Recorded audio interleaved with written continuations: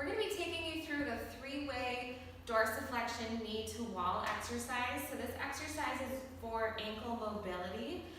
Ankle mobility is really important when it comes to squatting, running, just more dynamic movements.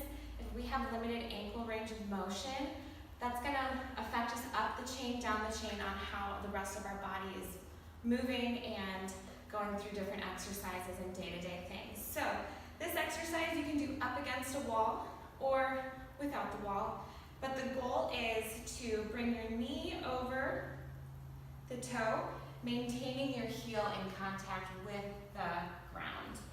So knee goes over toe and coming back. I'm going to do for about a minute or so each. So going first, knee directly over toe, and then having the inside of your knee go towards your pinky toe. So just slightly going out and back, out and back. And then also the other variation is the outside of your knee going towards your big toe. So just slightly out and back. The reason why we're doing that is because your ankle joint, specifically the talocrural joint, is more of like a mortar pestle. So it has this top part and this aspect, that's your foot. So we want to get into all those nooks and crannies to make sure that that whole area of the ankle complex is moving well.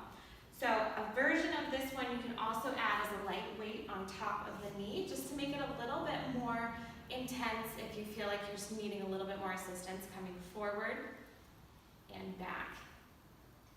Forward and back. You may feel a little bit of tightness in the front. As you go through it, it should loosen up. If you do this one up against a wall, the goal is to get from a fist width away from the wall. So if we come over to the wall over here, you'll see my foot here. And if I start right next to the wall and coming forward, trying to touch the wall, my heel is still staying down. And then I'm going to back up and see about fist width apart is kind of a good measuring tool to get to, if possible. And then knee to wall, and just watching that heel. And again, you can do all three variations: to the wall, towards pinky toe, and towards the big toe. Right back and forth.